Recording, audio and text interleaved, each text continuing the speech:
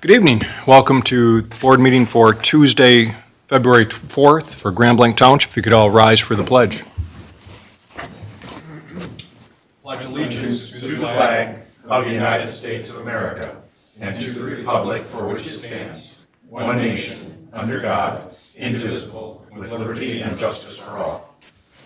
Clerk Robertson, will you please call the roll? I would be happy to call the roll, Mr. Supervisor. Trustee Fike? Here. Trustee White? Here. Trustee Hugo? Here. Treasurer Yancho? Here. Of course, I'm here. Supervisor Bennett? Yes, present. 6 members present, a quorum. Okay, thank you. I'll entertain a motion for approval of the agenda at this time. I'll make the motion. Okay, motion by Ms. Hugo, Motion by Hugo, supported by Treasurer Yancho. supported by Yancho for the agenda. Trustee White? Yes. Trustee Fike? Yes. Trustee Hugo? Yes. Myself, yes. Treasurer Yancho? Yes. Supervisor Bennett? Yes. 6-0, motion passes. Okay, thank you. At this time, we'll move to public comment, and we have Ms. Shapiro. We ask that comments be kept to 3 minutes or less. I'm back again. Monica Shapiro, 9413 Burning Tree Drive, Grand Blanc, Michigan. I'm here to talk about active multimodal transportation, not recreational pathways. This is a road issue. This is a transportation issue and a safety issue, period. For the 30 years I've lived here, I and many others have seen the potential. Our straightforward grid of primary roads with no on-street parking, plenty of unused right-of-way, even grade, good visibility, and navigable distances. Grand Blanc Township is a community with all the raw material for a comprehensive active transportation network. In every survey since 1996, citizens have stated they wanted to be able to safely travel by bicycle and on foot or wheelchair along our primary roads. Our first master plan contained the basic guideline for this vision, a non-motorized master plan with each primary road outlined in red. The 2021 update included the same plan. In 2023, Superintendent Mickey Hoffman signed a Complete Streets resolution that called for accessibility as part of the design of any public road project. In the words of Jack Wheatley of Rowe Engineering, accessible road design is the way of the future, and the community that gets ahead on this will be the biggest winner in the state. The Complete Streets resolution never proceeded to ordinance and was dropped from the township's website a few years ago. Over the past 8 years, Mr. Bennett and Mr. Lemina have presided over an unprecedented gush of road funding. $57 million poured into our township for widening, reconstruction, and resurfacing. In every instance, this administration has passed on opportunities for complete streets planning. Hill Road was the first, the Grand Blanc widening was the most recent, but the death toll to humanist infrastructure includes projects on Dort, Saginaw, Cook, Baldwin, Center, and Maple.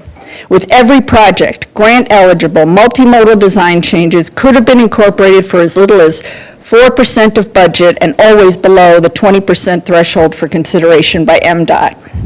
The next major job is a Fenton Road reconstruct between Grand Blanc and Maple. There is what MDOT refers to as a cow path, a worn pattern in grass or dirt that proves there is a demand for pedestrian cycling facilities on both sides.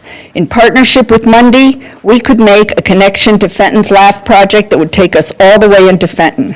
A proactive supervisor would request a multi-use roadway design for Fenton Road. If it exceeds county-assigned budget, he would bring his case to MDOT, whose own master plan recognizes accessible road design as a community-enhancing powerhouse with far-reaching economic and public health benefits.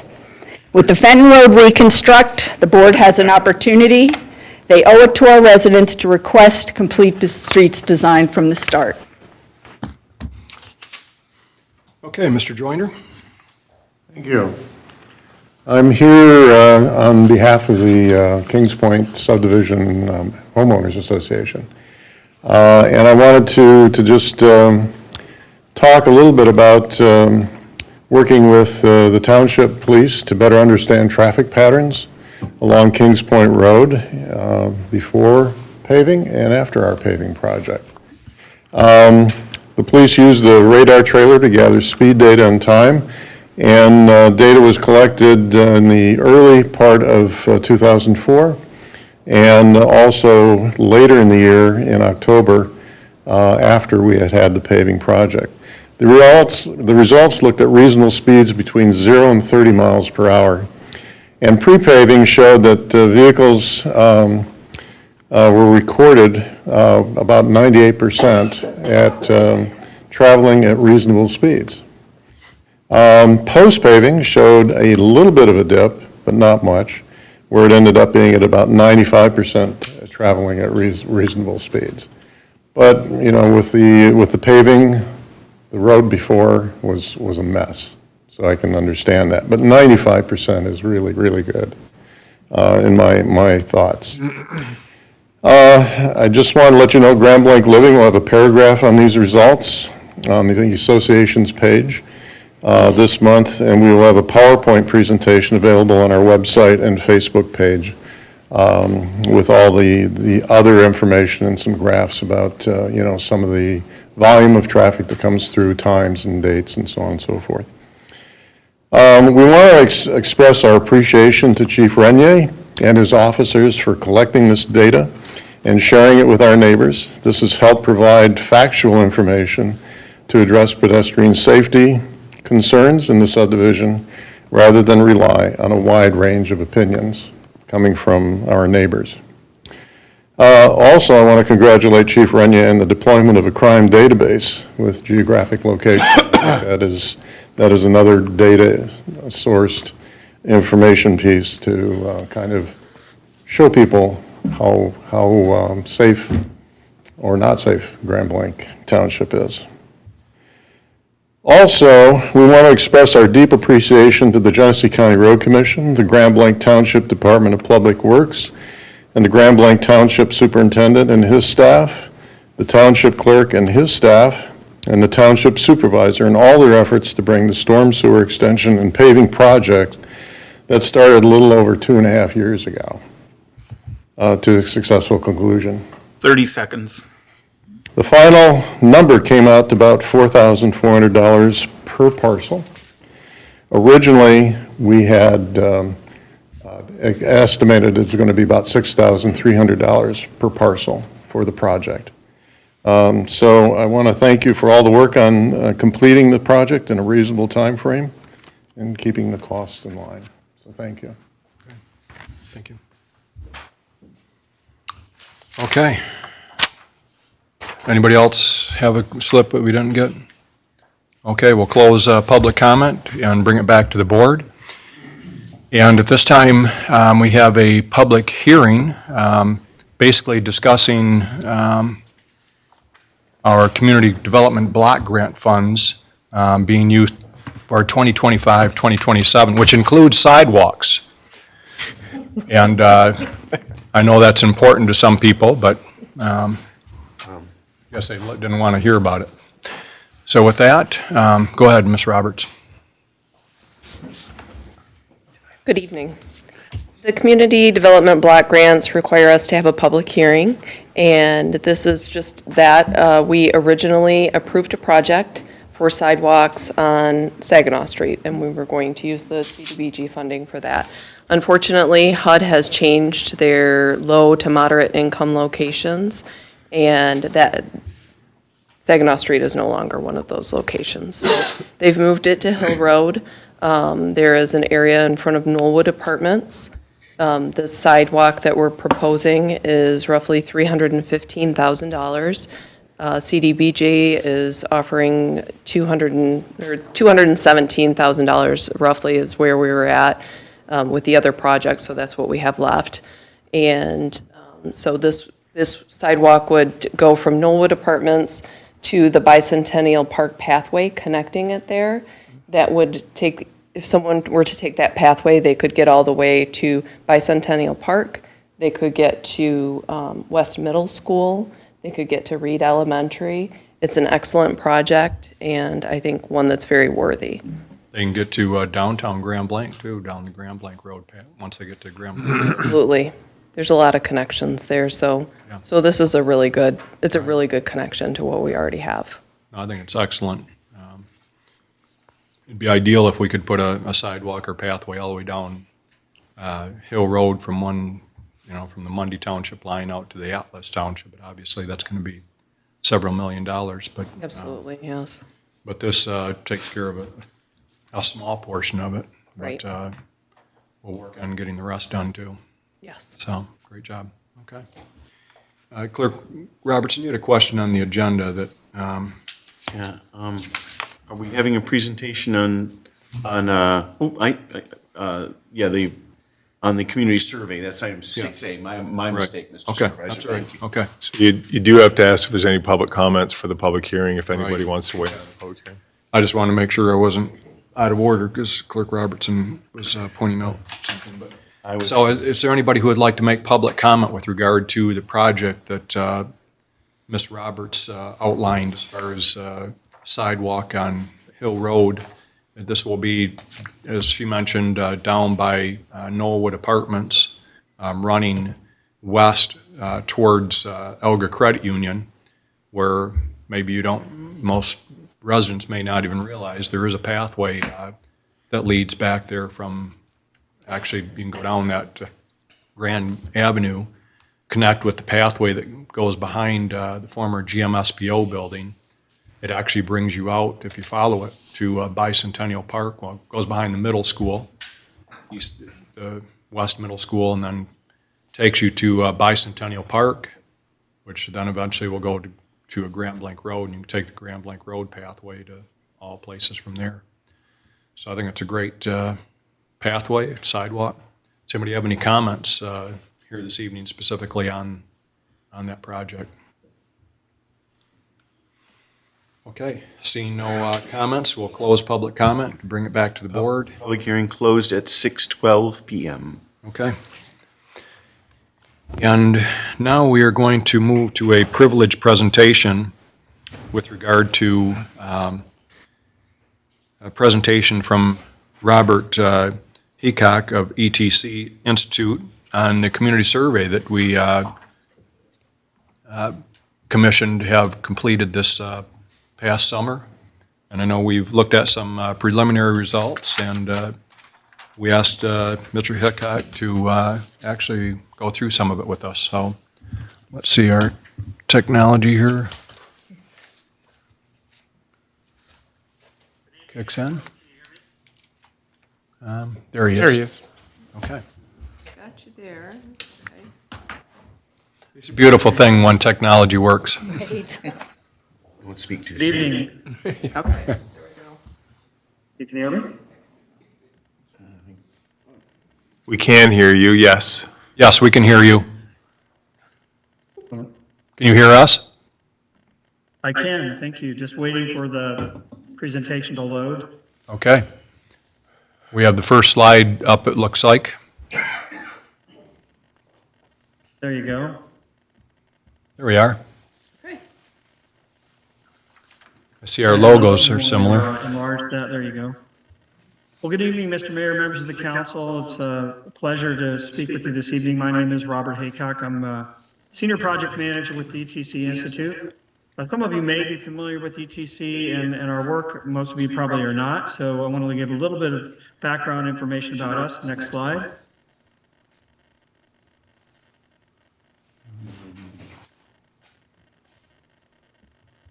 So this is a map that shows where we've worked with different counties and cities across the country. We're one of the largest, if not the largest, and the national leader in market research for local government organizations. Next slide. So we're going to have a simple agenda. I know you have a busy schedule tonight, so we'll keep things on track. We'll go over the purpose and methodology of the survey, bottom line up front, major findings, a summary, and then questions at the end. But feel free to stop me if there's something that hits you that you really want to ask and can't wait to the end. That's fine too. Next slide.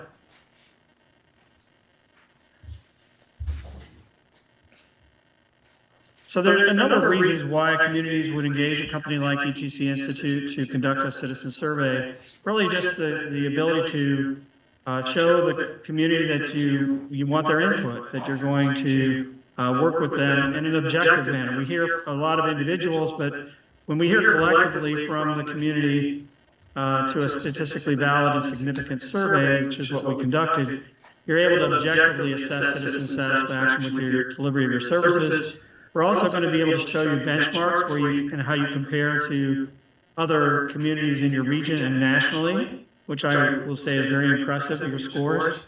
And then finally, to help determine priorities for the community. Next slide. So this is a little bit about the methodology of the survey that we conducted. It was 6 pages long. It was available online and by mail to a random sample of residents.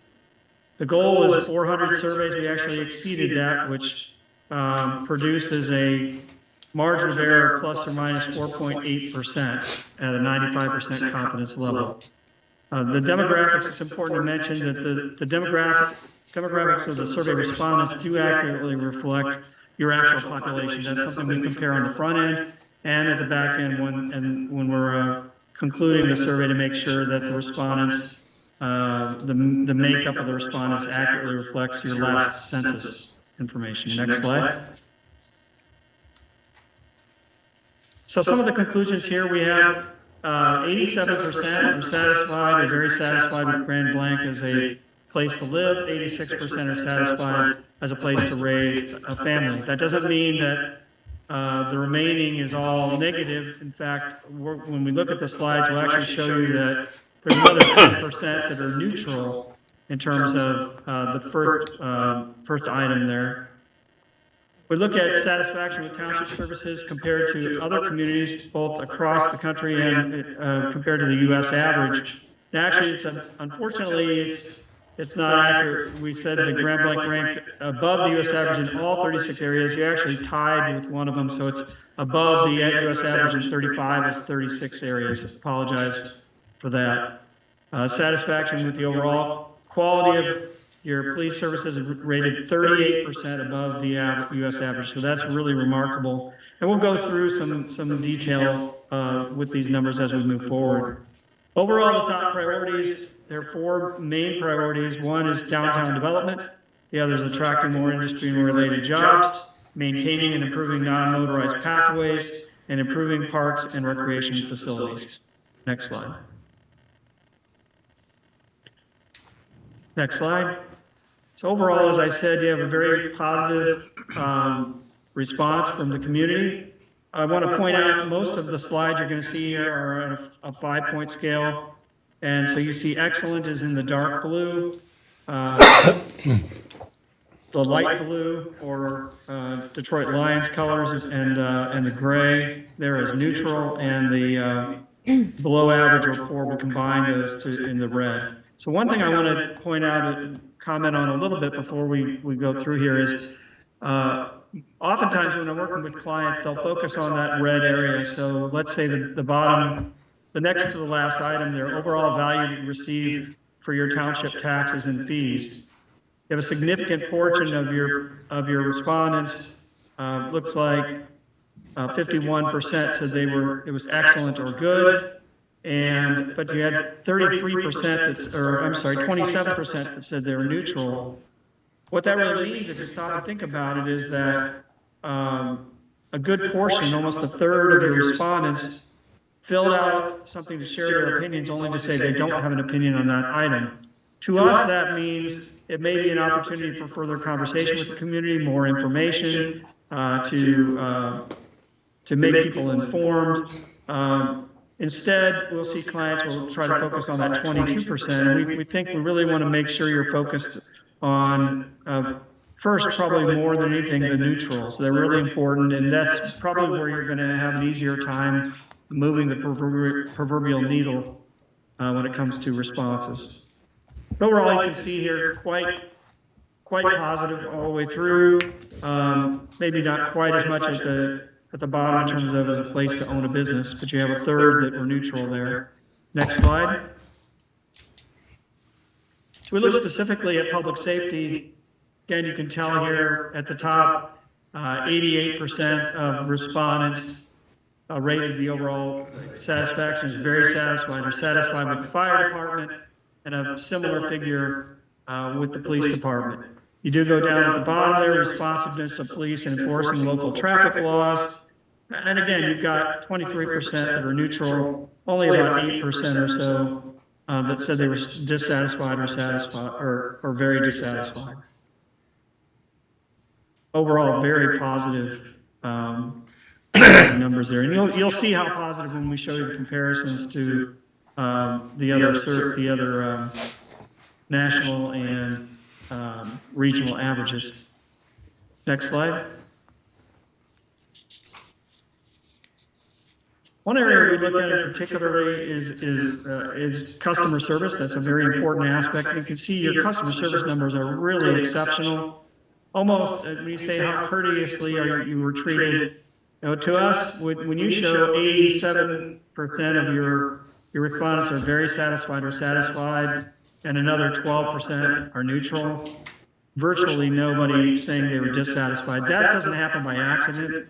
That is a reflection of the efforts that you and your staff have made, both in hiring and probably training your staff on how you want to treat citizens when they call in with a particular issue or however they encounter your staff. So that's very, very positive, as really in all of these are very positive numbers. Next slide. We look at, this slide looks at public works. You can see again, very positive numbers overall. When you've got 81% in terms of sewer services, 79% in terms of township water, where they're very satisfied or satisfied. But a lot of times if you have some of these issues, let's say it's over 10% of the dissatisfied, I'm not saying ignore those numbers, just suggesting by focusing on the neutral, it might be easier to have a positive opinion for those people if they have more information. But when you see a number like 13% are dissatisfied with snow removal on public subdivision streets, that's something that you might want to look into a little bit more in terms of where did that particularly come from, where were their concerns, if it was evenly distributed across the township or maybe one area of the township, and that's something we can work with your staff to help identify. Next slide. Parks and Recreation, again, very positive numbers. You do have a lot of folks that maybe don't have a lot of interaction with the park department and certain programs they have, so you see a significant number that have answered neutral. Really, the only one that had really significant, over 20% in terms of the negative, was availability of information about township parks and recreation programs. And I'm sure you're doing things. I want to caution that this is just a snapshot in time. Sometimes when communities make changes, they invest money in their internet, they upgrade their internet, they try to do new initiatives. It does take a while for that perception to take root. And so it doesn't mean that you're not doing things the right way. It just is one of those that you might want to have a follow-up discussion on. Okay, is there a lag here that we're just not seeing the impact from the efforts we've made, or are there other things we can do to impact these particular numbers? Next slide. Now we're going to have a number of slides here that look all very similar. This is comparing the responses from Grand Blanc on the top, and again in the dark blue. The light blue is your north central region, and the U.S. average is in the gray. So you look at items like this, overall quality of fire services, or look at customer service provided by local government. That's just what we talked about. Again, you may say, well, we want 100%. Well, you're 86%, and you've essentially doubled, more than doubled what the averages are for the region and for the U.S. overall. So you're doing an exceptional job when it comes to customer service. Similarly, with effectiveness of communication by local government and some of the others there where you're even enforcement of local codes and ordinances. You might think 61% isn't a great number, but it certainly is when you compare that to the region and the other national. Next slide. Again, these are going to look very similar in that there's just a, really the pattern just holds almost all the way through here of a statistically significant number of people. If you look at that as a place to live, I've never been to Grand Blanc, but it kind of makes me want to go take a look when you look at 87% positive as a place to live compared to the region and national, which are below 50% in terms of that. And that's perception of the people that are living there. So that says a lot. Next slide. So now we're looking at satisfaction with township communication. Kind of touched on this a little bit earlier, but you can see here you're still in every category doing quite well. Next slide. This is focused particularly on satisfaction with public safety. So you do see a little slight tightening, but still about around that margin of error being higher than the regional average in terms of how quickly the fire department responds. How quickly police responds, however, is significantly higher, 20% higher than the region. And efforts to prevent police, by the police to prevent crime, that's one where a lot of times we see a lower number that's more like that 50% number. So that tells me that you're probably really emphasizing communication within the community, perhaps neighborhood watch groups or other ways that your police department is informing people of what you're doing to prevent crime, because that's really an anomaly in terms of what I see normally with a lot of other communities. Next slide. This focuses on perceptions of safety. So we asked, how safe do you feel during the day, overall feeling of safety in your community, in your neighborhood at night, and in community parks. So you can see in every category doing quite well, again, compared to those other averages. Anytime you can have 97% satisfaction or very satisfied or satisfied on any category, that's a tremendous accomplishment. Obviously doing something right. Next slide. So now we get into how it works. And again, the pattern is still holding. You're doing, your response is very, very positive in all of the categories. Next slide. So now I think this is the last one. And you can kind of see there the one outlier, enforcement of cleanup, trash, and debris on private property. It's not a bad rating, but you are even with the response for the U.S. average and slightly behind the regional average. Next slide. So now we want to look at some, in terms of priorities. And before we really jump into this, I want to kind of explain what this important satisfaction rating index is that ETC came up with. So let's say, for example, we're looking at parks and recreation. I don't know that was actually an option, but the example I would use, it's not directly pertaining to your results here, but would be, let's say you ask me, how satisfied am I with the dog park in Grand Blanc? I might respond, well, I took my dog Buster there not too long ago. It was a bad experience. He got chased around by the big dogs, and I hated it. I'm really very, very dissatisfied with the dog park. Well, if you get that type of response from me and some others, you might conclude, well, boy, we've got some really dissatisfied people here. Maybe we need to do more to spend more money to focus on making people happier or more satisfied with the dog park. But if you also correlate that response with the question of, well, how important is it to me? You begin to see a full and different picture where I might respond, no, it's not important to me at all. I mean, I'm unhappy about the dog park, but I don't want you to spend more money on it. I'm ranking it in terms of importance at the bottom of the list. Well, we don't want that. So what we want to do is give you a clear picture of the response, not only how happy are people, but how correlate that with how important are they, how important are that particular service or issue to them. So you see here, we're looking at parks and recreation. They have a high priority. There's 5 items that rose to that level. It doesn't mean the ones in medium priority are things you need to ignore, but it's just feedback from the community that these are very, very where you really should be focusing on. So again, you see availability of information about township parks and recreation programs. It ranked last in terms of satisfaction, but first in terms of importance. So that clearly is one that you would want to have a conversation with internally with your staff about what can we do to raise the satisfaction level with the availability of information about our different programs in the parks. Next slide.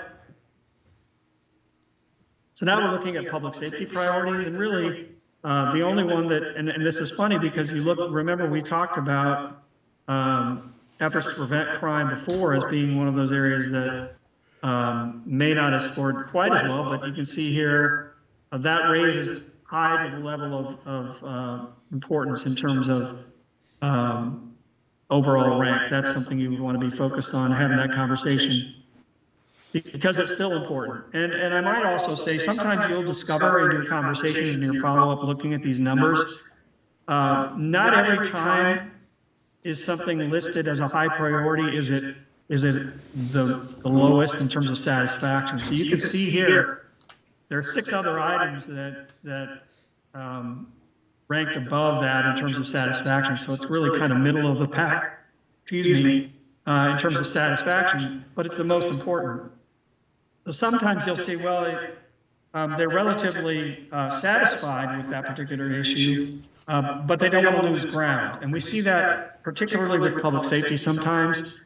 The message really from the community is hey, we're really satisfied, but we don't want you to slack off. So it's, we're happy, we love our police services, fire services, but we don't want you to not do it. And we still think it should be your top priority when you look at how to invest funds. So that's kind of what comes out of that. Next slide. Now we're looking at overall different township services, and really 2 jumped out.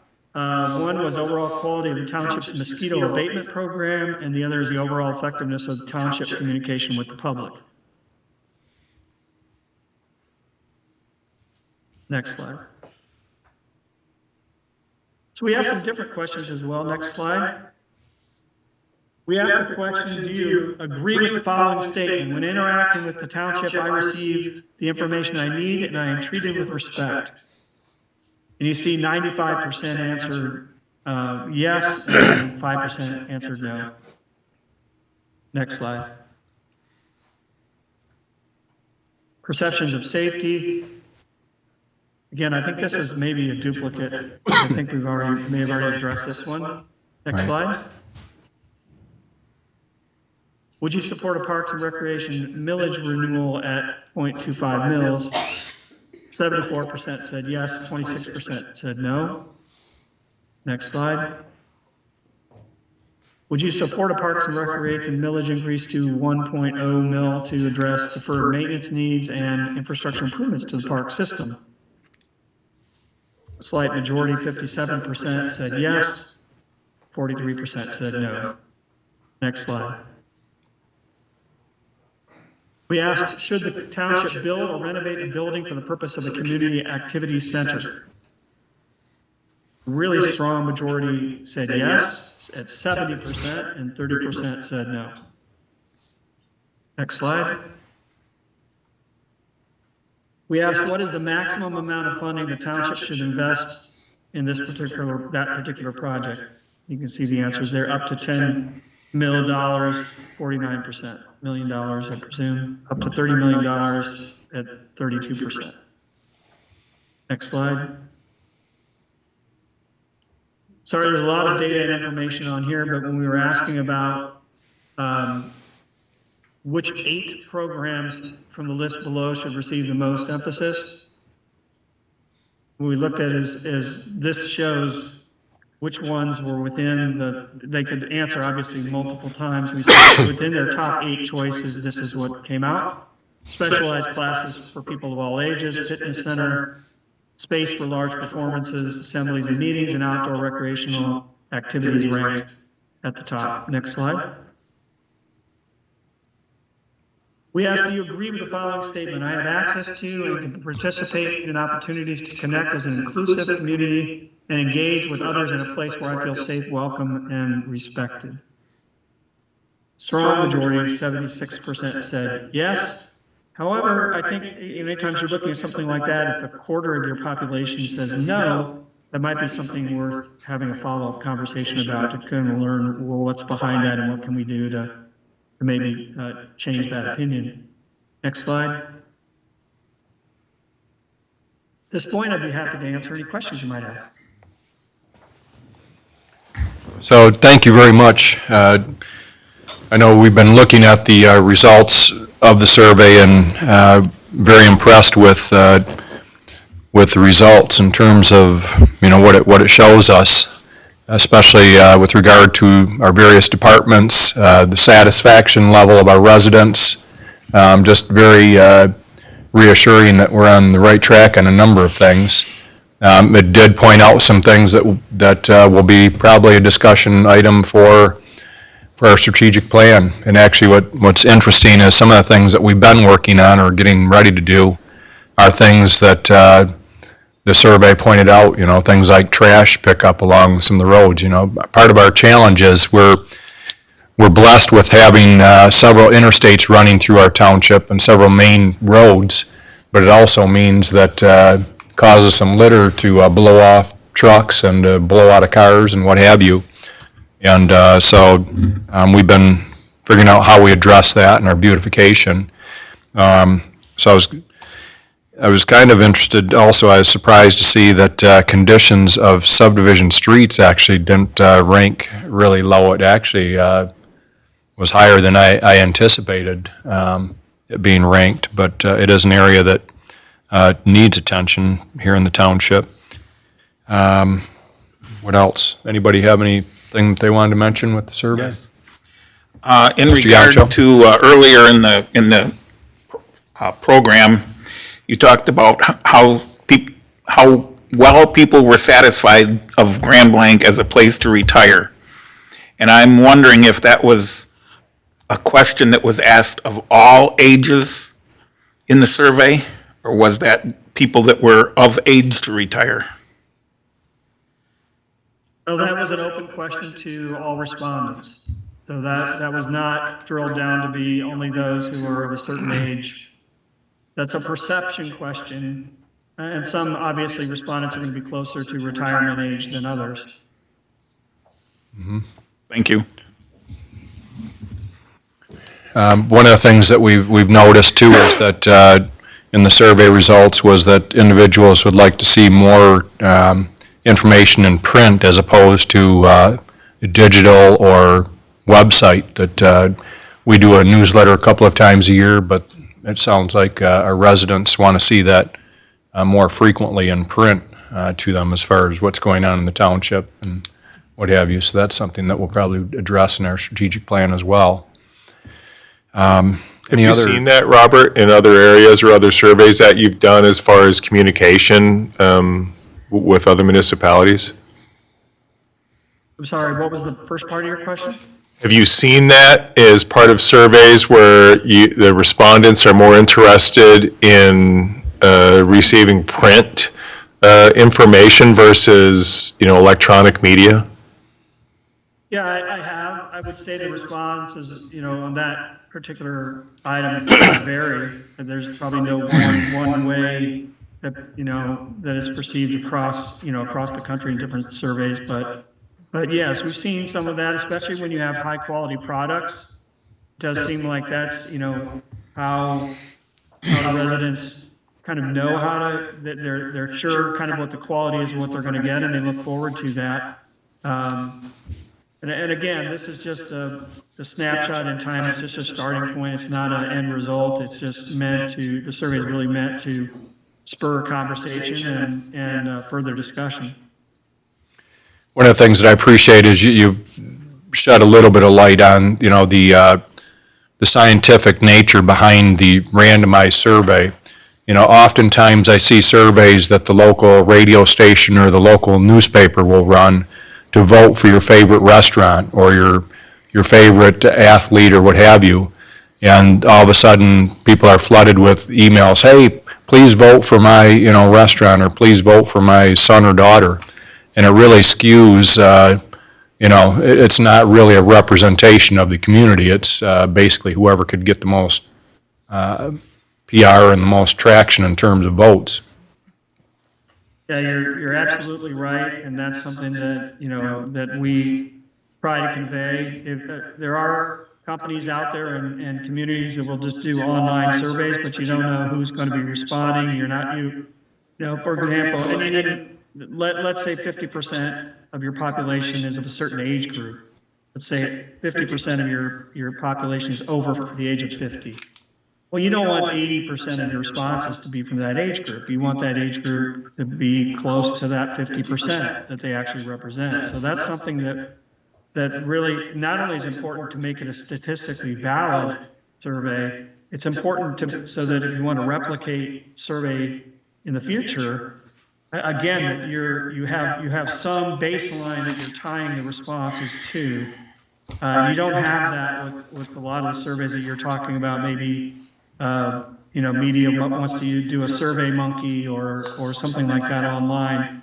I don't remember what the breakdown is, but I can provide that to Melissa if you're interested, to see how many folks that we had that were of certain age groups and ethnicity. That should be in the report. Yeah, I saw it in the report. If you need additional information, let me know. But that's really the key behind this, and we have quality assurance steps to make sure that we're doing it the right way as well. No, I think we have that data from what I saw, but the other thing is that I was very impressed with the numbers of people that actually completed the survey, because part of our concern, and I know a few board members had mentioned this concern when we were initially discussing the idea, was that, we better make it a very short survey or people are going to not complete it. And I know it wasn't a short survey, but yet we had a significant amount of people that filled it out, obviously enough to make it a strong sampling scientifically. But I encountered people actually this summer that told me they received it and they completed it, and I thanked them. But I want to thank our residents for taking the time to complete that survey, because it wasn't a short 3 questions or what have you. It took some time and thought to complete it.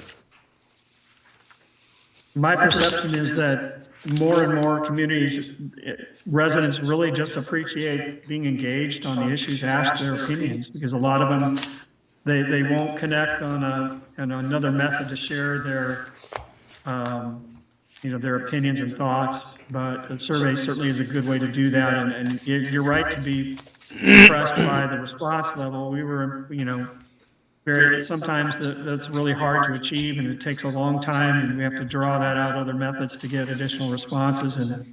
And clearly, people not only are they wanting to engage, but they don't share their opinion if they don't think they're going to be listened to. And I think your customer service responses that I went over earlier really highlight that compared to other communities across the country and regionally. Your customer service scores are really amazing, and that really connects to a lot of what you're talking about. I think they're just that trust and value that they know when they're contacting someone with the city, that they're going to get a good, straightforward, positive response. Thank you. Anybody else have any questions or comments for Robert? Okay. Well, thank you very much, Robert, for joining us this evening and for your great work. And we look forward to... Go ahead. Thank you, sir. I appreciate it. Have a good evening, everyone. Okay. You too.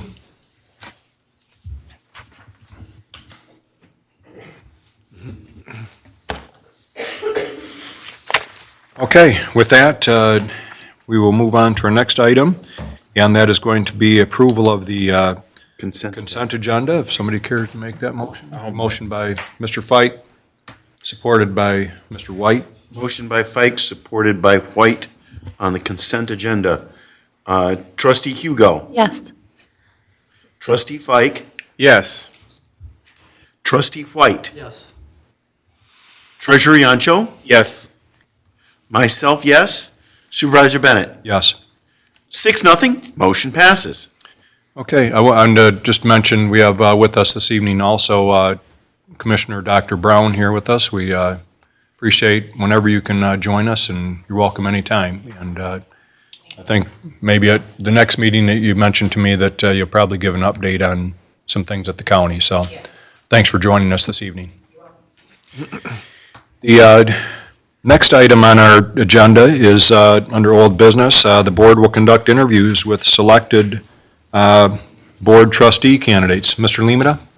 Thank you, Mr. Supervisor. As you know, we've got a position to fill, and we had a variety of candidates.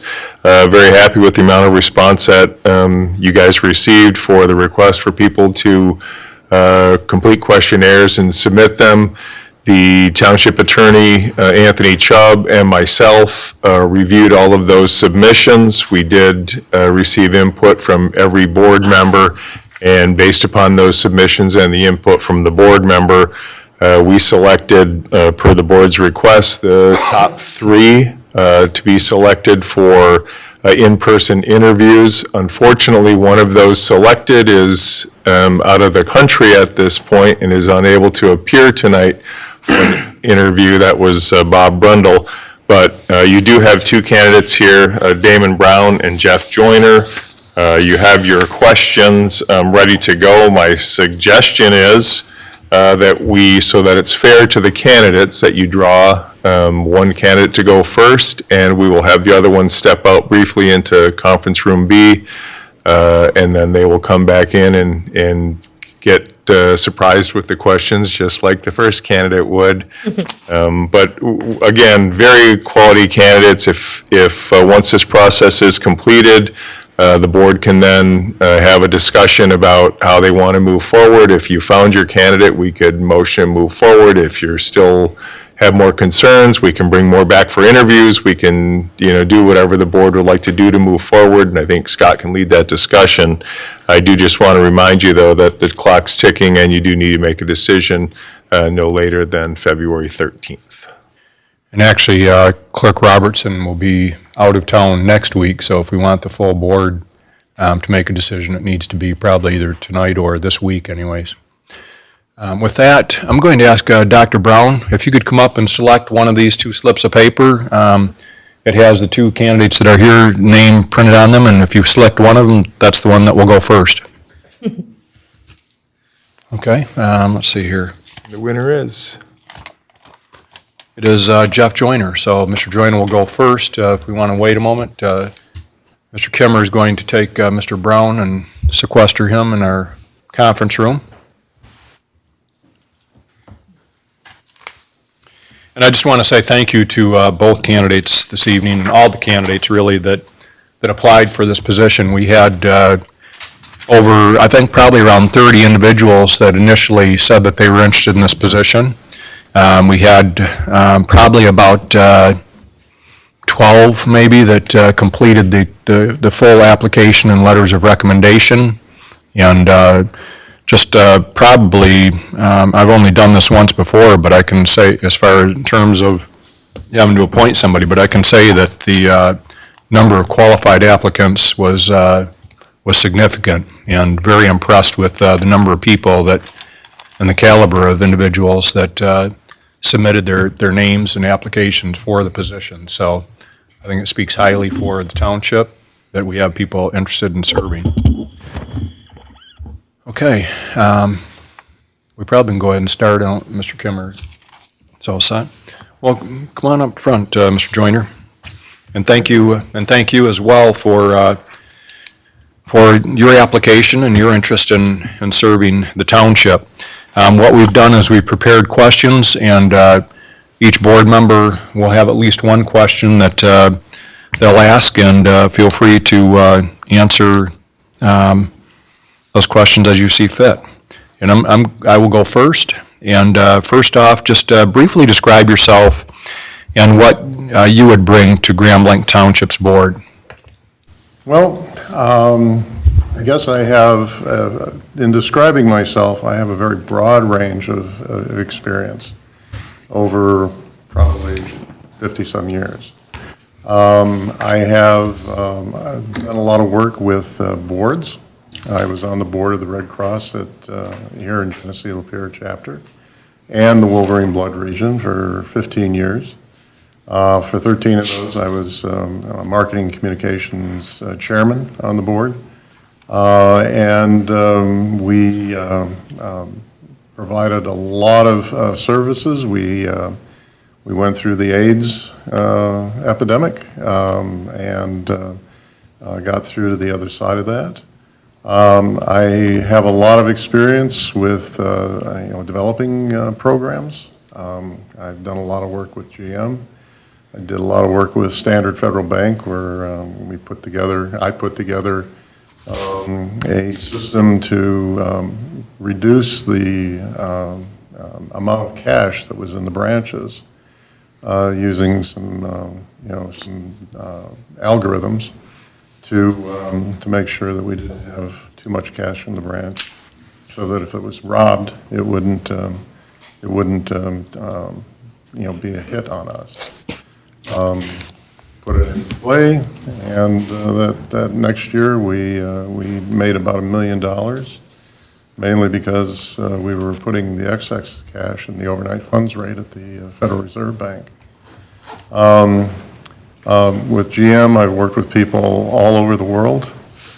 I've worked with people in China and people in Europe and Israel, the Makati, Philippines.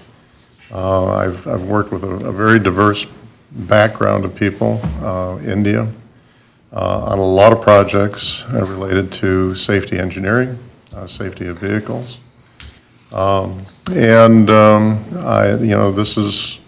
This is kind of my background is looking at things strategically, looking at things, how we can make them better, how we can improve them, new ideas, how we can implement those, and how we can move forward to make things a lot better for GM, for the bank, for whatever organization that I'm working with. So. Okay, thank you. Clerk Robertson? Welcome. If you would, please describe your understanding of the trustee role in the council manager form of governance that we have. The trustees provide basically support to the officers of the board. They also provide input onto any of the recommendations that come to the board from the staff. The trustees oversee the budget, the staffing, any of the issues that occur there to make sure that this township is functioning properly, efficiently, and within the budgets that we have that exist here.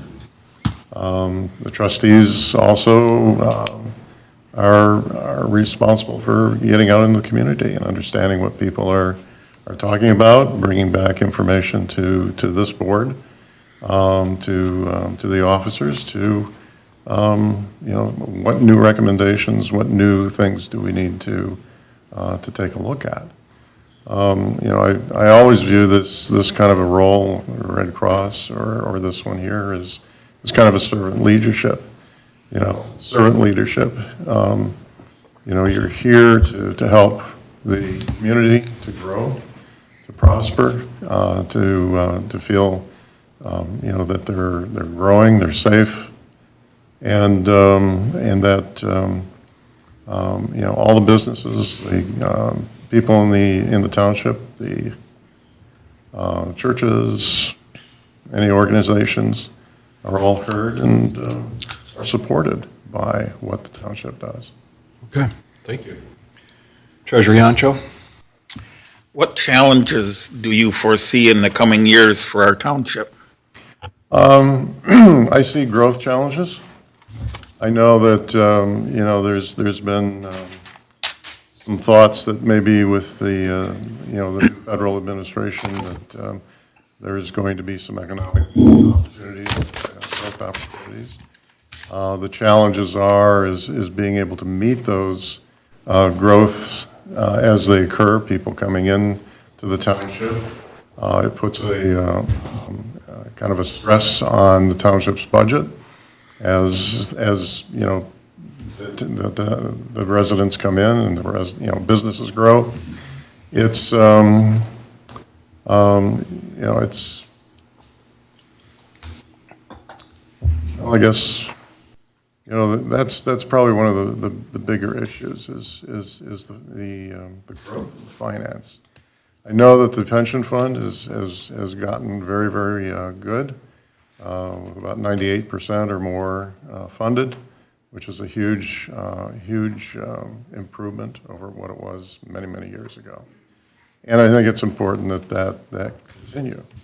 So the challenge is to make sure that we, as a township, can continue to function, have the resources to change with you know, pressures coming from society, from you know, businesses moving in. I know in the last board meeting there was a discussion. I think Mr. White was talking about why do we need more dealerships. It's an opportunity because for some reason they're coming here. And, you know, you have to be able to understand those things and say, well, okay, you know, how do we manage this? And what ideas would you bring to the board to address these concerns? Well, I think, well, take the instance of, you know, the dealerships is, you know, maybe sit down with Matt, Sarah, and say, well, what's going on here? You know?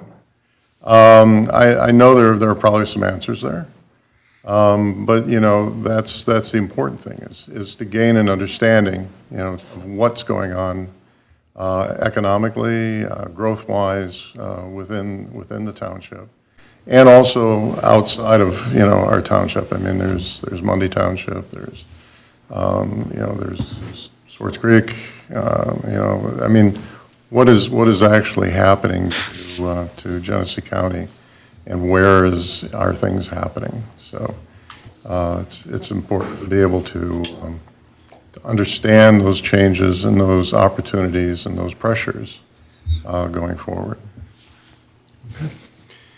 With that, Ms. Hugo? What are your top priorities if you are elected as township trustee? I would like to see, and I've always noticed this, the Dordt Highway corridor. You know, it looks dead. I know, and it has for some time. And I know that you know there's work. I mean, we're putting the fire station down there, access to the Dordt Highway, which you know hopefully would help. But there's a lot of Southmore Golf Club, which has been vacant for many years. You know, it continues to languish, and you know, it just needs some work, needs some love,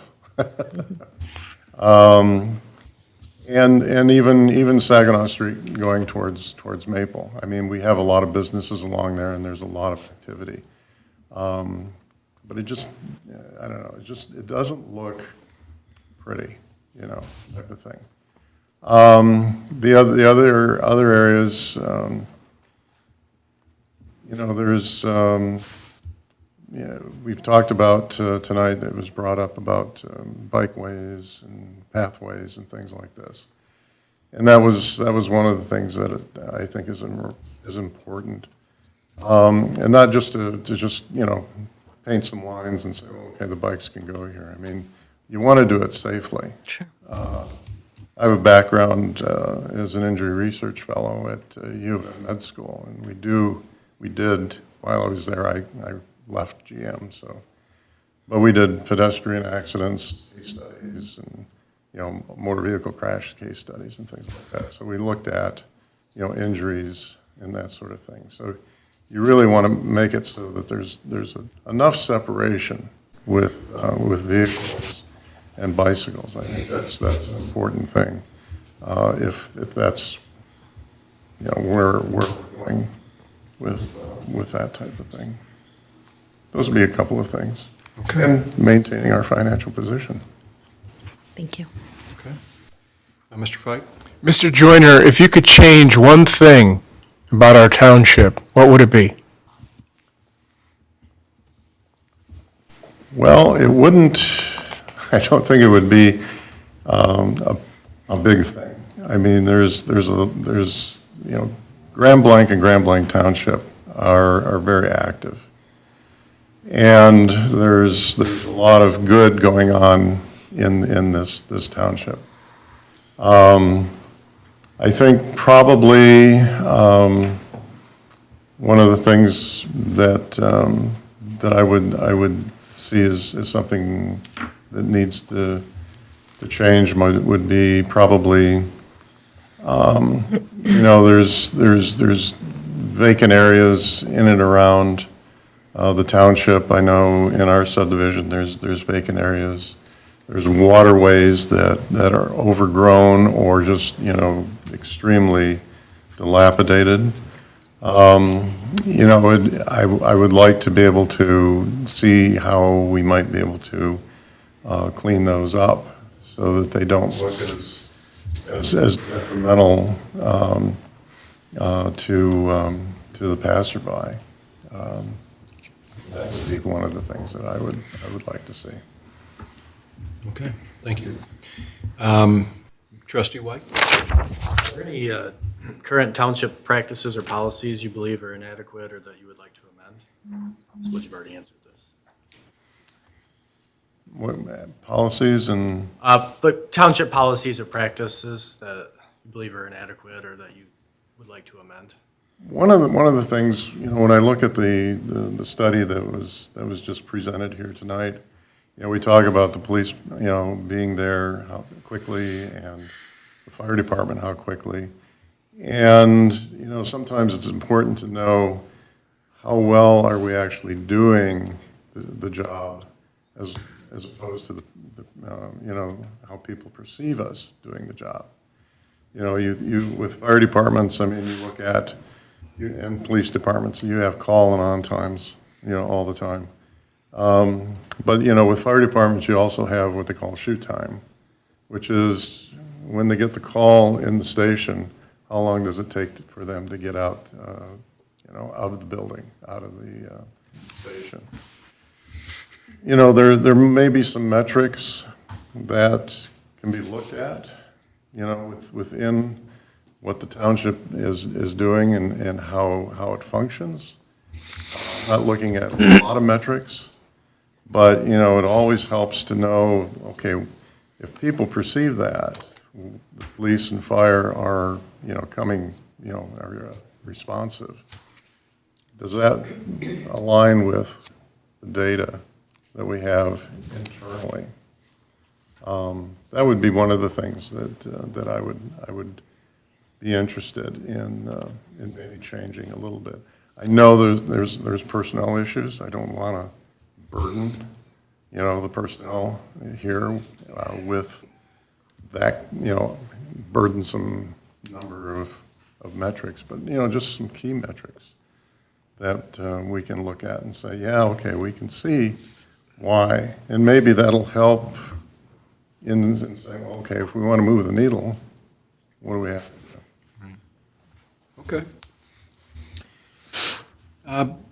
Knowing that new board members are often targeted for a fresh request on previously decided issues, how would you proceed in gathering facts to have a better understanding of the issue that they might have?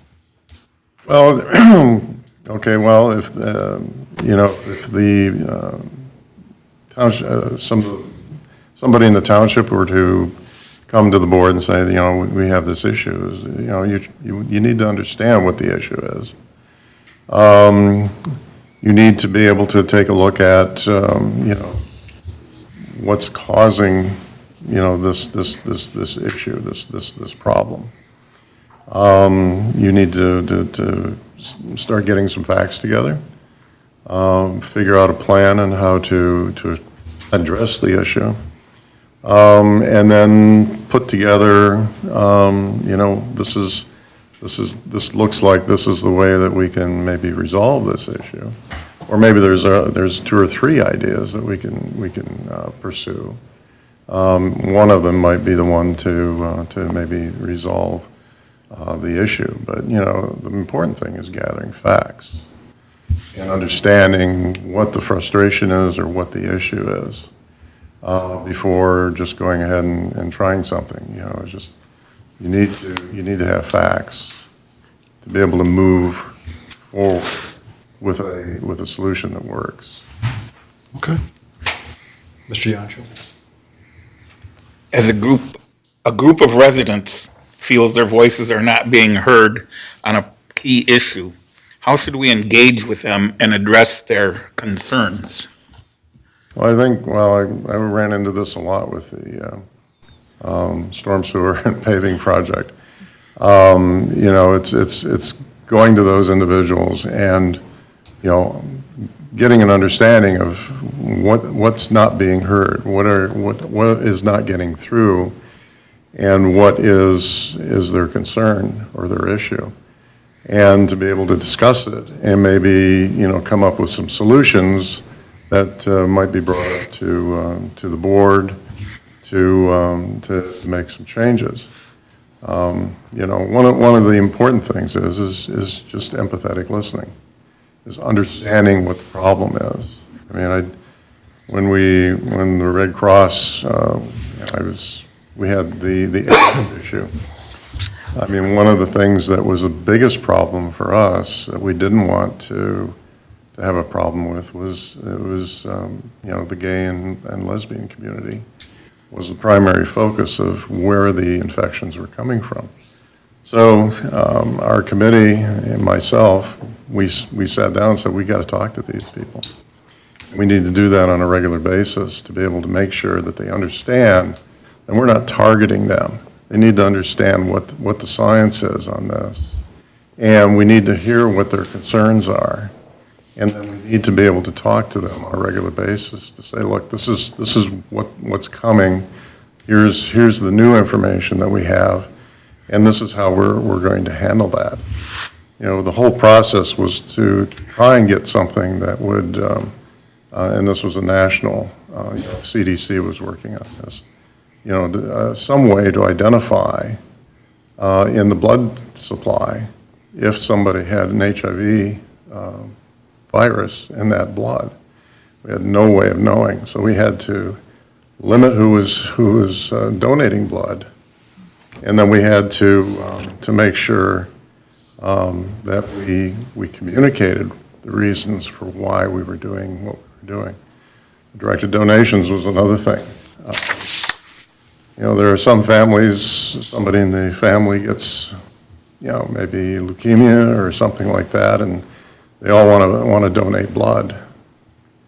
But then there's some people who don't want their family to know that maybe they're gay or they're lesbian. And, you know, that directed donation then all of a sudden infects, you know, the blood supply because they didn't want to tell anybody, but they went ahead and donated anyway.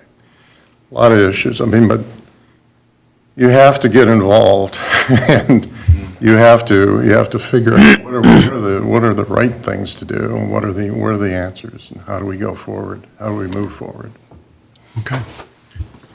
Clerk Robertson? What strategies or methods would you use to ensure our continued transparency and keep residents informed about important township decisions? Well, this meeting is a good place to do that, although not necessarily a lot of people that come here for township meetings. I think it's, you know, the communication does seem to be a choke point, you know, based on the, excuse me, on the study.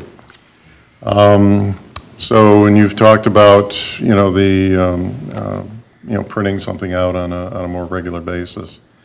You know, there's a lot of other avenues that we can go. I know you, Mr. Bennett, have a Facebook page, and you have a website for the township. But maybe there's other avenues. Maybe on X, maybe on TikTok.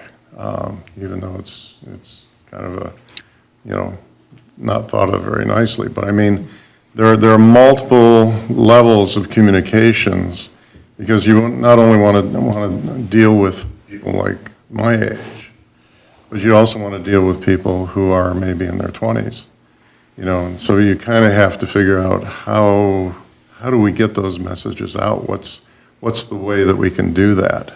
And, looking at other channels and other opportunities to get those messages out might be a way to do it. I don't know if Channel 12 would do maybe we get all the townships to have a little segment, every so often, type of thing. Okay. Okay.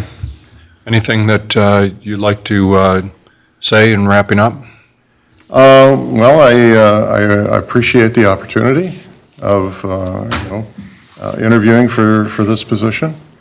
And I look forward to whoever Okay. gets it. All right. Well, and thank you again very much for applying and for your interest. I was looking back thinking back.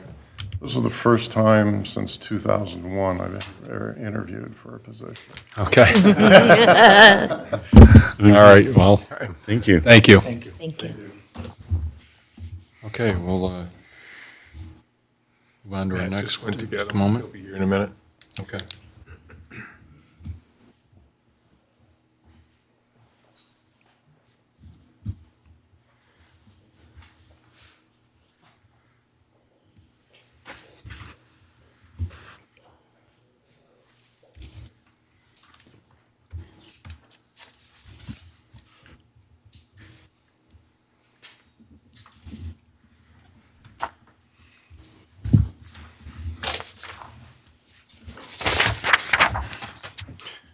Hello, Mr. Brown.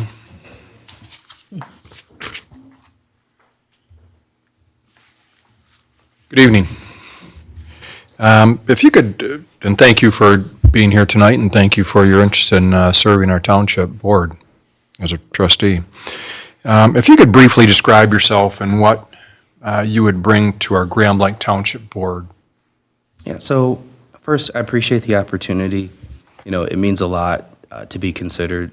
There are lots of great candidates, and, it's not lost upon me that, this is a great honor. So thank you all.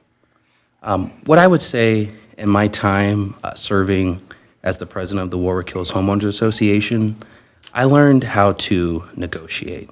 And I think that is one thing that's missing, not just locally, but nationally. Like, how do we come together to find consensus? And I think that's something that I will really bring to the township board. The next is having fresh ideas. I am 29 years old. Okay, I'm raising a family in Grand Blanc in 2025. And doing it as a young professional, there are ideas that I see around the township that I'd love to be improved, though you all have made excellent progress. So I'm going to be able to bring that perspective to the board, where quite frankly today, it's lacking. We don't have someone on the board who is new to the community or has been there less than 5 years, and also raising 2 small children. So it's important to have a young professional on the board to help improve the Grand Blanc Township. That perspective will also go a long way to ensure that we can keep people in Grand Blanc and encourage them to stay here and raise their families. And that's a unique thing that I can bring to the board. Okay, thank you. Clerk Robertson? Describe your understanding of the trustee role in our council manager form of governance. Yeah. So the first thing I want to start off with is, and probably the most important, is that we operate as fiduciaries. And that's something that I do right now in my job, as a financial advisor. It is extremely important that I put away what's best for me and do what's best for my clients. And in this case, it'd be doing what's best for the residents of the township. And I think that's the most important role that the trustee has. Of course, we will have spirited debates about new ordinances that passes, projects that we need to consider, and things that we have to improve around the township. But the most important thing is to remember that we work for and have been sent here by the people. And if we don't represent their interests well, then we're not holding our fiduciary responsibility. The second part of your question? Your understanding of the trustee's role in our form of governance, which is a council-manager form of government. Yes. So for me, the way I think about it is, obviously, we have 7 members that are trustees, right? And I think for me, the most important part for my unique role is thinking about how I can bring my perspective into different ordinances that we may be considering. From a governance perspective, I understand that when we have a full board, we'd have to have 4 people, to pass a particular ordinance, or, 3 that may dissent. And then I also, will be frank that there are elements that I need to learn, and I look forward to doing that as a member and as a trustee. Thank you. Mr. Yancho, Treasurer Yancho? Yes. What challenges do you foresee in the coming years for our township? Yeah, so there are 3 that I think we need to address. The first is safety. And when I think about it, I don't mean it to be, to diminish what the great men and women of the Grand Blanc Township Police are doing, because they're doing an excellent job. In fact, it was the #1 reason why I picked to move to Grand Blanc Township. But there are areas of opportunity, specifically in neighborhoods. So one example I have is when I served as president of the Warwick Hills Homeowners Association, what I found was that we had lots of speeders coming in and out of our neighborhoods. And there were instances where kids were really close to being hit while they're riding bicycles. So what I did was I worked with the Grand Blanc Police Department to put signage, speed limit signs, that told folks if they were going over 25 miles an hour. And I'd like to see that implemented around our community, within our neighborhoods, without us having to, proactively ask as an HOA, because there are certain communities that don't have HOAs, so they wouldn't have a representative there to ask for those specific services. So that's one piece of safety, that I'd like to see improved. Next, there are tons of accidents that occur right on Cook and Saginaw. That intersection, there are frequent accidents there. I'd love to figure out, can we add flashing lights to the stop sign? Can we think about maybe putting a stoplight there in general? And those are concerns from a safety perspective that I think we need to consider. The next issue that I think we face is improving our Parks and Rec department. What I'd like to see is a place where we have more of a sense of community, because we're putting events out and people know that the events are happening. So one thing that we did was I created a newsletter, and each quarter I put out what events we were doing for our HOA board, and I'd love to see that implemented here at the township as well, so people don't feel lost or like they don't know what's going on. And I think it would also contribute to the amount of people that believe that their tax dollars, they're not getting the most bang for their buck. Part of that could be a communication issue. Do you feel like you're getting to experience events that we're putting on for the township that you're paying for? So I think an element of communication is extremely important to help improve the progress you all have quite frankly already made. And third, we have to find a way to attract young professionals to Grand Blanc Township. I think that is something that's largely overlooked, but it's extremely important when you consider where our tax-based dollars will come in the future. And that's going to be people who choose to live and raise their family in Grand Blanc for the next 30, 40, 50 years. That's going to be our tax base, and we have got to make it a point to target those individuals. Next part of that is, what ideas would you bring to the board to address these concerns? Well, I think I spilled out a little bit of that. I'm sorry to get ahead of you. Okay. So, like I said, I think putting in traffic lights or exploring that as an option at Cook and Saginaw would be a good way to reduce, fatal accidents that are occurring there. The next would be to have speed limit signs throughout the neighborhood and developing that newsletter, to address Parks and Rec. And finally, having more concerts or concert series that can occur at Bicentennial, so that we can show young folks there's a nightlife here, and you should be able to experience that. As well as maybe have free clinics for young children to learn soccer or things like that inside of Bicentennial. These are all things I think could really help and bring ideas to the township. Okay, thank you. Trustee Hugo? What are your top priorities if you are elected as township trustee? Yeah, so what I'd like to do is first make it a point to all of you that you understand.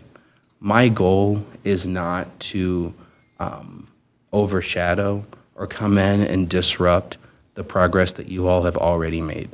What I'd like to do is draw on your unique experiences as people who were elected to this position. It is not lost on me that I'd be appointed and not elected, which means there's going to be a microscope on that individual who gets put in that chair. So what I'd like to see is learning off of your experience. And more importantly, I want you all to know that I want to offer a unique perspective, but not disrupt, what you're currently doing. Thank you. Okay. Trustee Fike? Mr. Brown, you've mentioned several ideas, but is there one thing that you would like to change about Grand Blanc Township? The one thing that I would like to see changed is improving our nightlife here in the township. And I think that also answers Trustee Hugo's question to me before, my top priority. I want to work with this board to figure out ways that people here in the township can feel like they can go out and have a nice dinner, go out dancing. How many times have you danced in the Grand Blanc Township? Seriously, it's an interesting question. But thinking about being a young professional, that's something me and my wife love to do, and I'm a terrible dancer. She makes me do it anyway. So I would love to just find ways to help improve, our nightlife here in Grand Blanc. And I think that will contribute to making sure that we get new people, new residents to come, which helps us grow our tax base. And also, I hope for me, it makes my kids want to stay because we've created such good memories and they don't want to leave the place that they know. Okay. Trustee White? Are there any current township policies or practices that you believe are inadequate or that you would like to amend?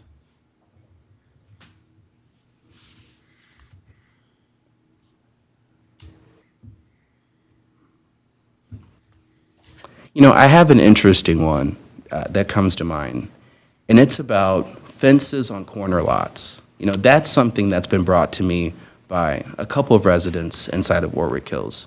And it's a unique ordinance, and quite frankly, it's something I can't totally wrap my head around. But the way that I interpret it is, if you have a corner lot, your fence can't be visible to the main road.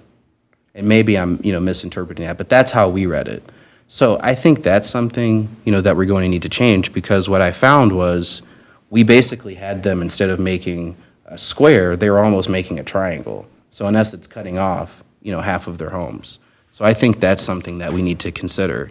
I'd also like to see, quite frankly, maybe some stricter rules around what materials that we can utilize and, how those fences look and how we've, improved them over time.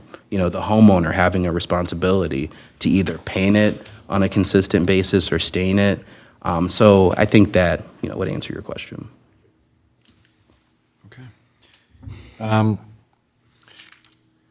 Back to me.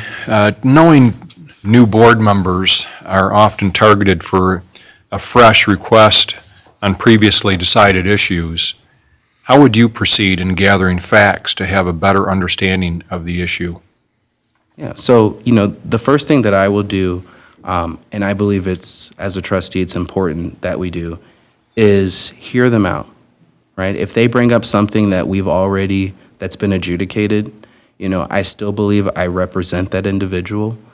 We represent all of their interests, and it's important to listen to what they have to say, even if I disagree. And, as the president of the Warwick Hills Homeowners Association, there have been some things that I disagreed with vehemently, but I still worked with my constituents, my neighbors, to find compromise and fix those issues. So the way I would gather the facts is looking at the data that we have at the township, right? When we, or you all, made that decision, how did you arrive there? What fact patterns can I find with the data that we have? And then also doing my own research on that particular issue. And then I would lean on the experience that you all have, having already adjudicated the matter. Treasurer Yancho? A group of residents feels their voices are not being heard on a key issue. How would you engage with them and address their concerns? So, I would do what I did before. What I did at Warwick Hills is I would offer a meeting time. I would go to them and say, look, you tell me when it works best for you. We sit down, I give you an open format. Sometimes that went very poorly because people, went on rants. But the most important thing for me is that they are heard.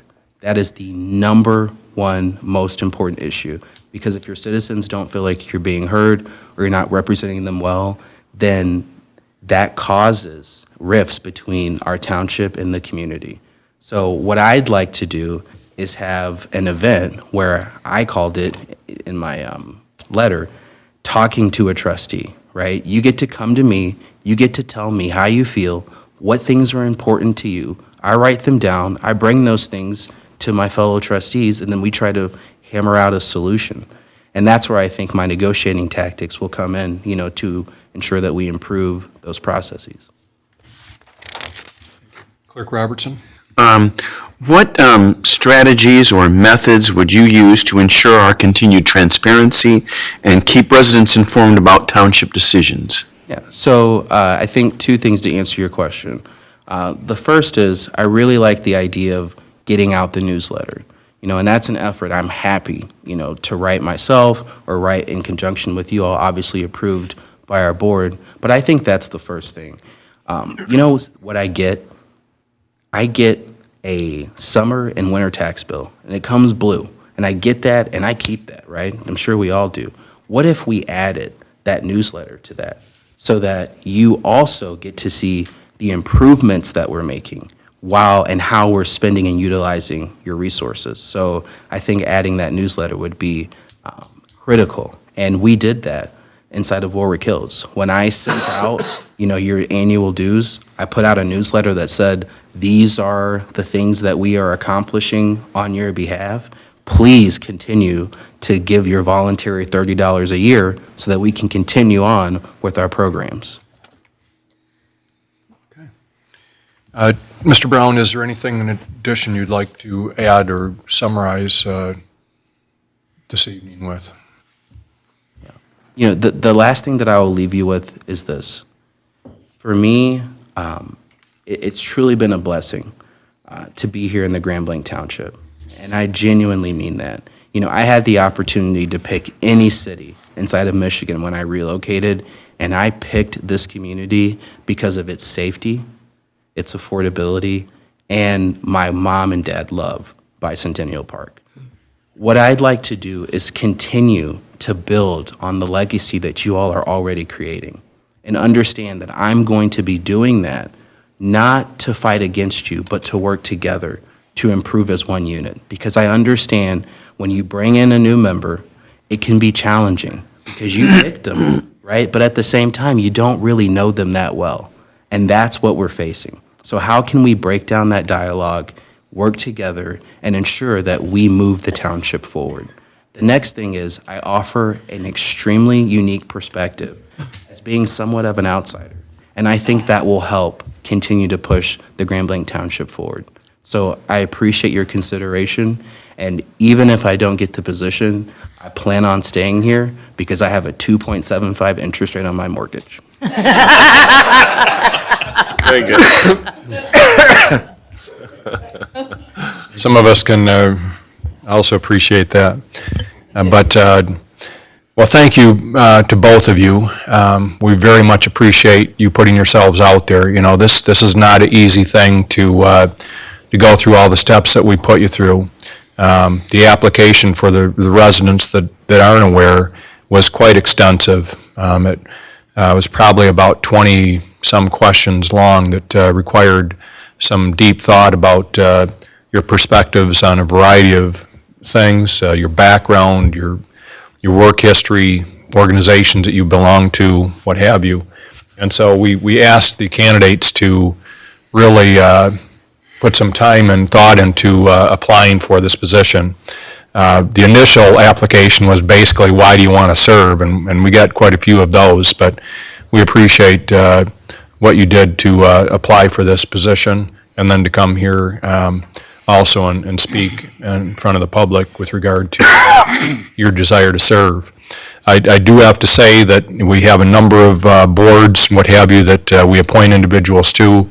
And so some of those that may not have been asked to come to be interviewed tonight, and those that, you know, whoever doesn't get chosen for this position, we appreciate all the information you've given us, and we will probably consider a number of you for any positions that may come available.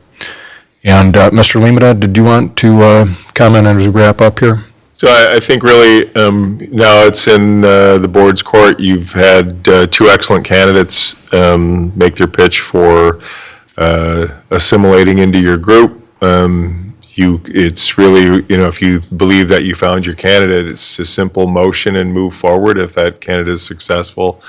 If you feel you'd like to interview more candidates, you can do that. All I would request is that you schedule a special meeting to do so, because we do need to have a decision before February 13th. So I guess it's really back to how your board feels, Mr. Supervisor, and if they're prepared to move forward one way or another. Yes, Mr. Fike? I'd like to make a motion to nominate Damon Brown to trustee in Grand Blanc Township. Support. Okay. Further discussion from anyone?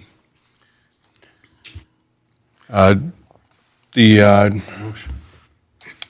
Fike, supported by Yancho. Yeah. I think we've had the request that we take a break, but I think we probably can make this quick unless anybody has anything else to comment on. Again, I would just like to say I appreciate both candidates and all the candidates that applied. And with that, I think if we can go ahead. If I may, Mr. Supervisor. Yes, go ahead. Just a comment. The information provided by both the candidates was, there's information that they provided that recommends both of them. I was particularly impressed with Mr. Joyner's variety of experience and life experience, if you will. The injury research fellow that requires a certain amount of real analytical thinking and experience there, and of course your public service background with the Red Cross, and I believe I saw something about the Boy Scouts. And okay, Mr. Brown brings with him the energies of youth and the idealism and fire, and I like that too. I just wanted to comment, make a little bit of a comment on both before we cast the vote. Yes, I couldn't agree more, Cliff Robertson, is that we have, you know, two very strong candidates here, and in fact, we have a number of candidates that in our list of people that applied for this position, and I couldn't be more pleased than to see the caliber of individuals that applied for this position.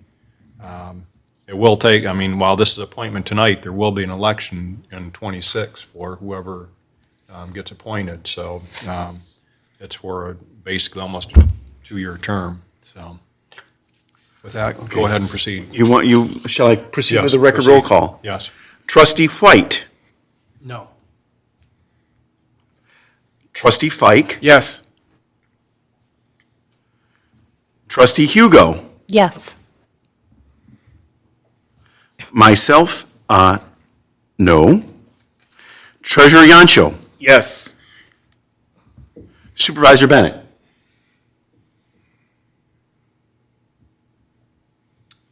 Yes. 4 votes yes, 2 no, motion passes. Congratulations. Okay. Mr. Brown? Okay, let's take a 2-minute recess, and we'll be back here on the board in just a minute.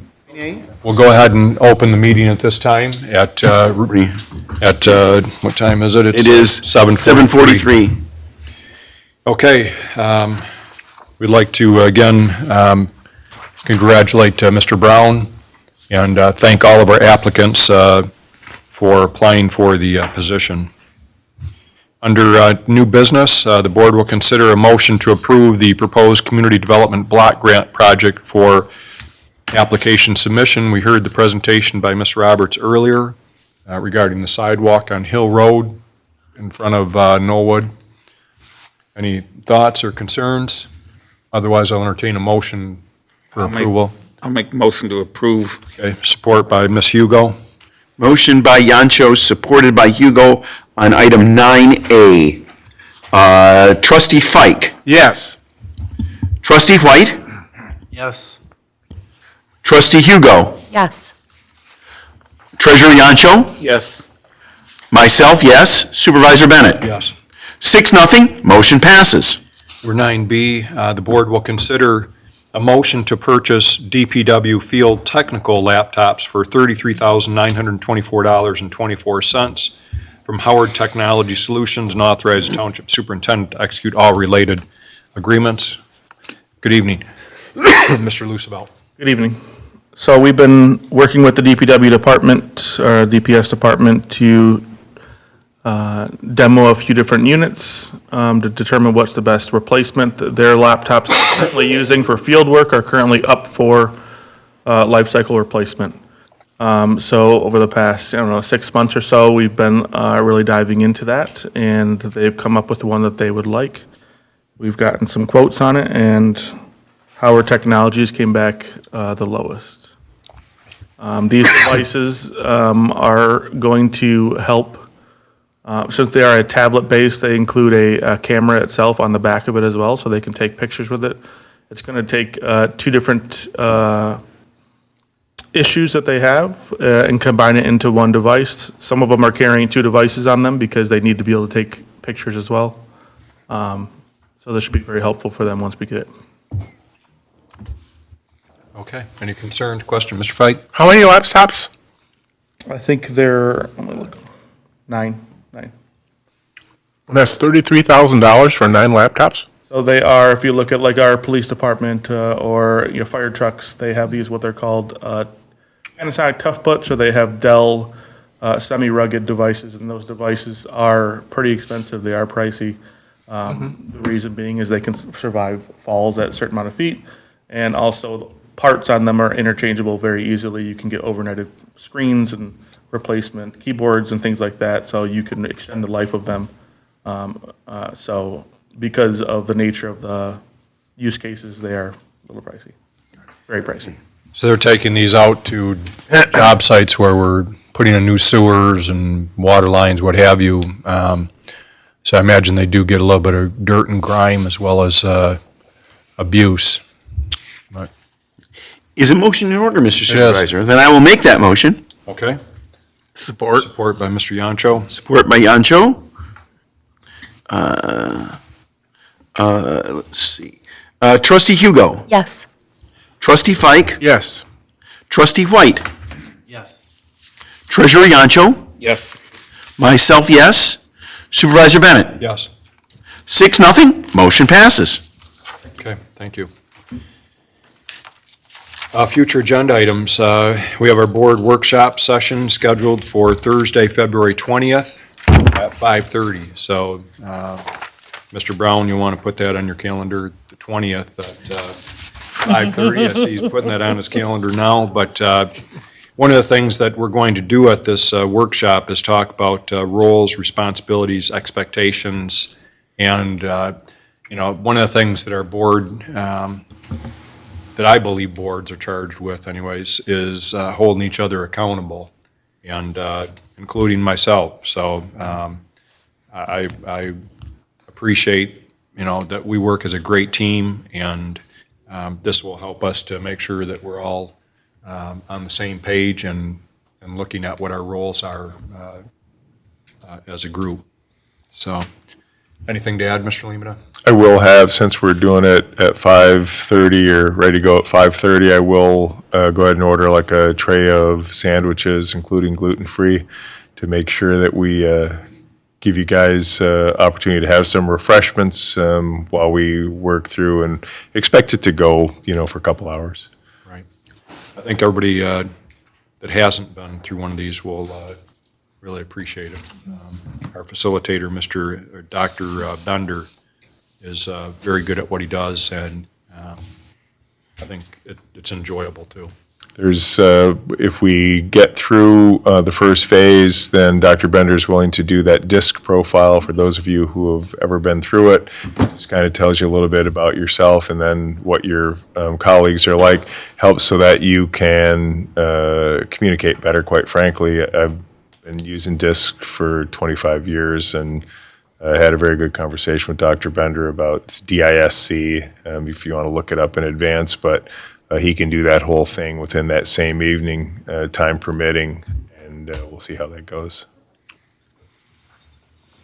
Okay. With that, anything to report on, Ms. Hugo? Nothing to report. We have a meeting Thursday. Okay. Mr. Yancho? No. Clerk Robertson? Nothing to report, sir. Mr. Fike? No. Mr. White? Just a couple of quick things. Find my notes here. See my notes that I was writing on here. Didn't happen to I'm sorry, didn't pick it up.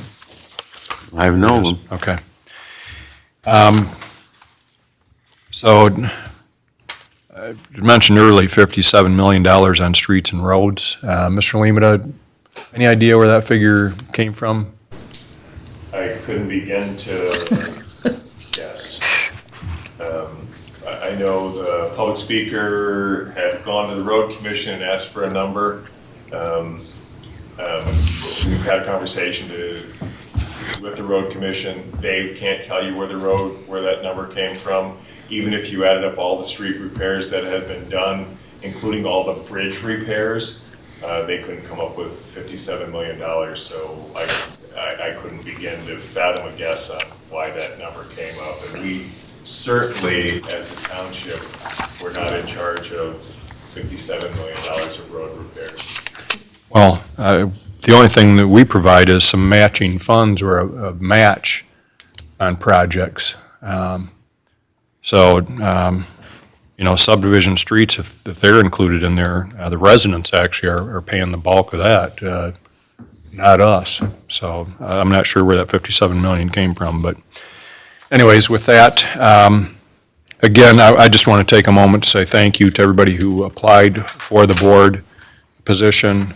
We do have some other positions available on some committees that we will look at the list of applicants and see if there's a place that we may be able to utilize their talents. I always hate saying no to somebody in terms of appointments. I'd love to find a place for everybody because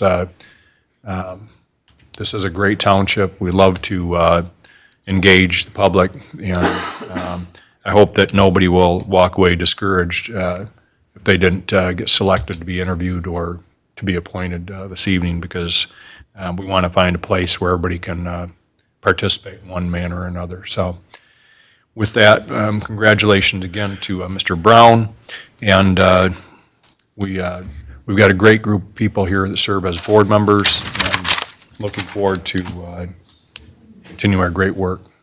With that, Mr. Limita? First, I'd like to do a shout out again to all the staff here at Grand Blanc Township, because going through those survey results, it'd be awesome if we could just keep throwing that slide up at every meeting as a reminder. But it's hats off to all the men and women who support us here at Grand Blanc Township, because those numbers really came from them. It's all of those contacts with police, fire, with DPW, with all of the frontline people, when somebody comes into this office. It's an amazing team, and when you look at, hearing the Robert talk about how we compared to the region and national averages, and we're like double, right? We're double the satisfaction. That is just absolutely amazing, because it has to do with the staff here that makes Grand Blanc Township look so good. So I'd like to give out a shout out to them. Just thank you so much. Excuse me. Number 2, fire chief interviews have gone well. We have it down to 3 candidates. Moving into the second round of interviews, those will take place on February 17th.